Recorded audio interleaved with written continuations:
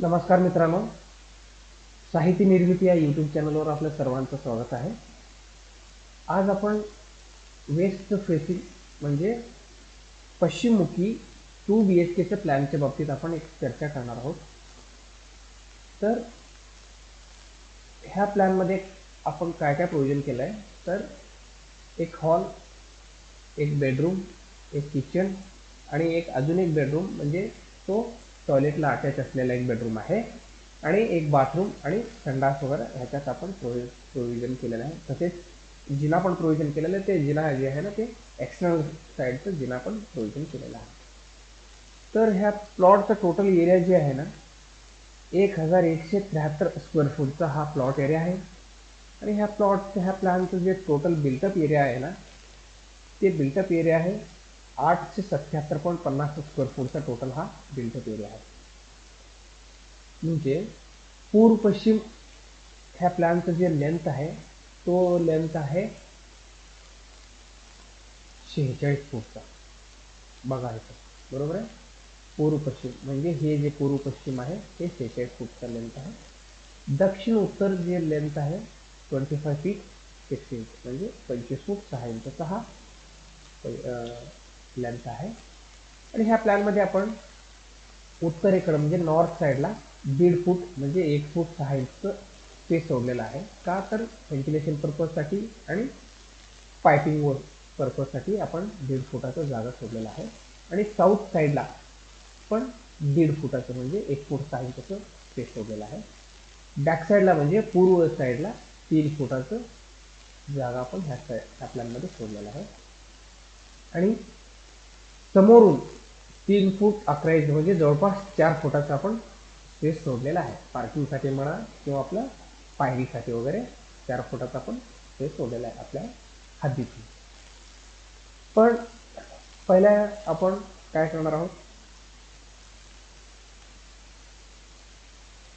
हा झाला हा प्लॅनचं टोटल डिटेल, बरोबर आहे. मग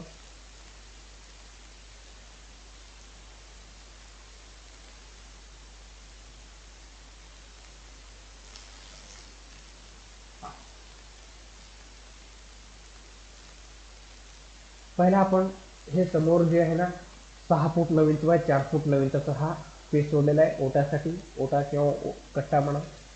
त्याच्यानंतर ना हे हॉलमध्ये आपण एंट्री करणार आहे, बरोबर आहे. त्या हॉलचं साईज आहे 14 फूट बाय 12 फूट 9 इंचाचा हॉलचं साईज आहे.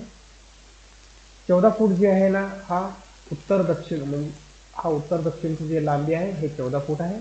आणि पूर्व पश्चिमचं जे लांबी आहे 12 फूट 9 इंचाचा हा हॉलचं साईज आहे. हॉलमधून एंट्री झाल्यावर आपण जाणार आहोत तिथं पॅसेजमध्ये. पॅसेज जे लांबी आहे हे 3 फुटा रुंदी जी आहे ती 3 फुटाचं पॅसेजची रुंदी आहे. पॅसेजला हॉलला लागूनच आपण बेडरूमचं प्रोव्हिजन केलेलं आहे. बेडरूमचं साईज आहे 10 फूट 3 इंच बाय 9 फूट 6 इंचाचं बेडरूमचं साईज आहे.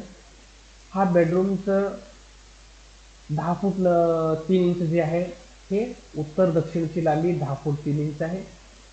9 फूट 6 इंच जे आहे पूर्व पश्चिमचं लांबी 9 फूट 6 इंचचं आहे. ह्या बेडरूमला आपण इथं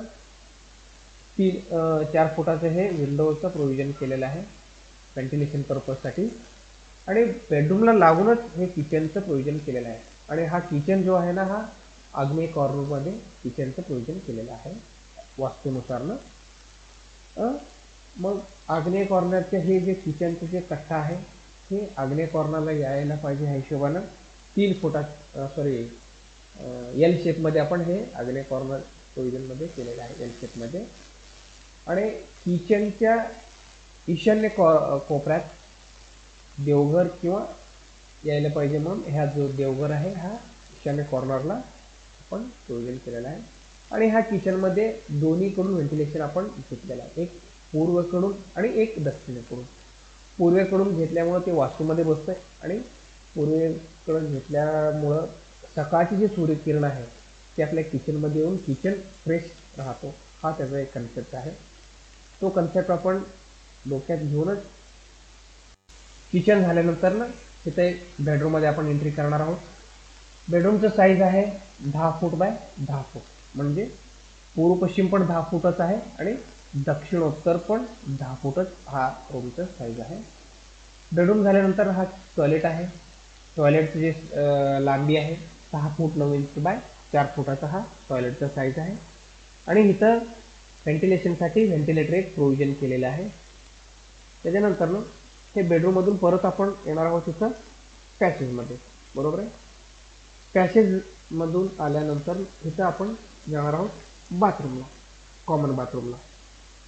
बाथरूमचं जे साईज आहे 6 फूट 9 इंच बाय 4 फूट 6 इंचचा हा बाथरूमचा साईज आहे. म्हणजे 6 फूट 9 इंच म्हणजे हा उत्तर दक्षिण जे 6 फूट 9 इंचचं हे साईज आहे. आणि पूर्व पश्चिम हा जो लेंथ आहे 4 फूट 6 इंचचं लेंथ आहे. व्हेंटिलेशनसाठी परत आपण इथं एक छोटंसं व्हेंटिलेटर पण प्रोव्हिजन केलेले आहे. त्याच्यानंतर ना इथे येणार आहोत आपण संडास रूममध्ये, म्हणजे WC मध्ये आपण एंट्री करणार आहोत. हा WCचा साईज म्हणजे संडासचे जे साईज आहे 3 फूट 9 इंच बाय 4 फुटाचा हा साईज आहे. 3 फूट 9 इंच म्हणजे हे उत्तर दक्षिणचं साईज आहे. 4 फूट म्हणजे हे पूर्व पश्चिमचं साईज 4 फुटाचा आहे. आणि WC ला पण व्हेंटिलेटरसाठी एक व्हेंटिलेशनसाठी व्हेंटिलेटरचं प्रोव्हिजन केलेलं आहे.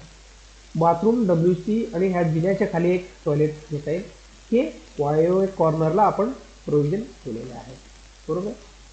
हे बाथरूम आणि WC आतमध्येच आहे, म्हणजेच बेडरूमच्या लगतच आहे. त्यामुळं हा बेडरूमवाल्याला इथं फ्रेश होण्यासाठी इथून डायरेक्ट एंट्री करता येते, परत इथून त्यांना लगेच आतमध्ये जाता येते, जेणेकरून हॉलमध्ये बसलेल्यांना त्याचं प्रायव्हसीचं वगैरे काहीही डिस्टर्ब होत नाही. आणि हा बेडरूमवाल्याला तर मास्टर बेडरूमला टॉयलेट अटॅच असल्यामुळं त्याला बाहेर यायचं काय सवालच नाही फ्रेश होण्यासाठी. तिथं त्यांनी आतमध्येच त्यांचं फ्रेश वगैरे होऊन बाहेर येतं. त्याच्यानंतर ना हा जे हॉल आहे, हॉलमधून परत आपण एंट्री करणार आहोत बाहेर ओट्याला. ओट्यामधून परत हे जिन्याचं साईज आहे. जिना बाहेरूनच आम्ही प्रोव्हिजन केलेलं आहे. जिना बाहेरून प्रोव्हिजन करायचं 2 उद्देश आहे त्याच्यात. एक, आपण वरच्या फ्लोअर जे आहे ते आपण टेनेंटवर देता येतं किंवा भाड्यानं देता येतो. त्यामुळं आपल्याला प्रायव्हसी आतमध्ये डिस्टर्ब होत नाही किंवा भाडेकरूंचा आपल्याला त्रास होत नाही आतमध्ये. त्यांना आपलं त्रास होत नाही, आपल्याला त्यांचा पण त्रास होत नाही. किंवा इन केस ऑफ फ्युचरमध्ये दोघे जर भाऊ भाऊ असतील, जर त्यांनी फ्युचरमध्ये वेगळे जर झाले तरी सुद्धा एक ग्राउंड फ्लोअरला राहील आणि दुसरा जो आहे तो फर्स्ट फ्लोअरला राहील. त्या हिशोबाने हा कन्सेप्ट डोक्यात ठेवून आम्ही जिना बाहेरूनच प्रोव्हिजन केलेला आहे. आणि समोर पण 4 फुटाचा स्पेस सोडल्यामुळं तिथं 2 व्हीलर वगैरे आरामात आपल्याला सोडून गेलेलं.